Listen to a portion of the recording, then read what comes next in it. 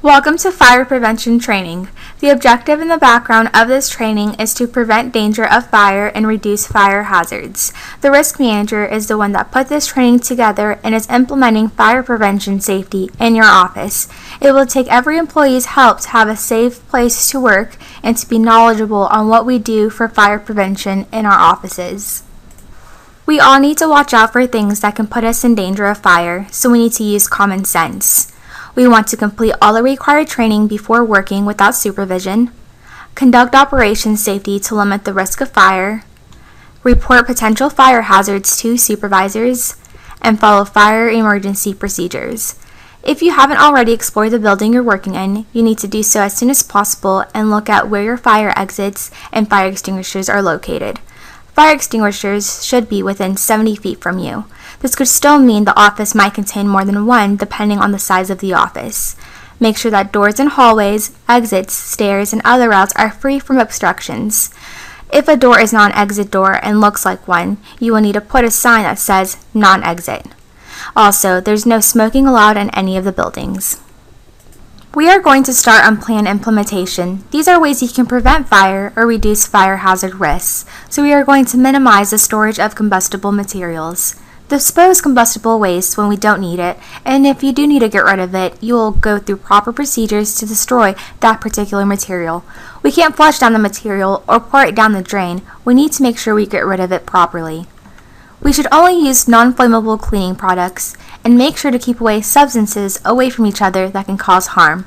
For example, bleaching vinegar can create a fume which can also be toxic and can create serious problems. Keep your equipment in good working order when you use something involving a chemical to ensure it doesn't spill on you or splash in your face. Keep work area free of dust, lint, sawdust, scraps, and other material. If you have fans in the office, those will gather lint, so make sure they are completely clean of lint before using. The fan itself cannot be a household fan. It has to be a tower insulated fan.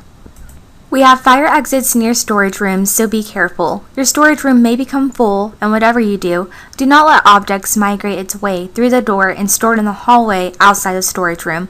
This may end up blocking an emergency exit walkway. The storage rooms cannot have stuff on the floor, so get shelves or cabinets to store materials.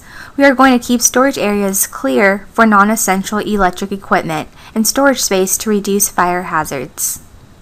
Extension cords are not intended for wiring improvements, so they are not meant to be built in the wall. As far as checking for worn and improper wiring, check the wiring in hazardous locations where the risk of fire is especially high. If you think there is a hazardous wiring, bring it to the attention to your office manager. She will need to get someone who is familiar in dealing with wiring. Extension cords are essentially used for temporary purposes. They should be long enough and we cannot attach one extension cord to another. Turn off electrical equipment when it is not in use. Examples of electrical equipment include cookie ovens, Christmas lights, and lamps. These items should not be left on at night, so double check to make sure they are turned off. Scentsies or any other electrical candle are not allowed. As far as maintenance, it is going to be up to the manager to make sure everything is maintained like it should be for safety. Make sure that the portable extinguishers, sprinkler systems, detection systems such as smoke, heat, or flame detectors, fire alarm systems, and emergency backup systems are working properly. Check leaks and report all gas leaks immediately. This includes gas leaks from oxygen tanks, helium tanks, and nitrous oxide tanks. We do not have any Class B combustibles in our dental offices. This includes oils, greases, tar, oil-based paints, and others. We do have Class A combustibles, which includes wood, paper, cloth, rubber, and plastics that could potentially catch on fire. To prevent fire with those particular combustibles, we are going to dispose of waste daily, keep combustibles away from ignition sources, keep trash and metal-lined receptacles with tight-fitting covers, and we'll also store paper stock and metal cabinets and store rags and metal bins with lids. Portable heaters, also known as space heaters, are acceptable to bring to the dental office if you absolutely need it. Make sure it doesn't get full of lint and make sure it can sit up and it doesn't tip over. You might keep a heater under your desk or in a treatment room to keep warm during the winter. Check for combustible tanks that are under pressure because it can be a fire hazard if you have a type of ignition close to the heater. However, do not use space heaters unless authorized by your compliance officer.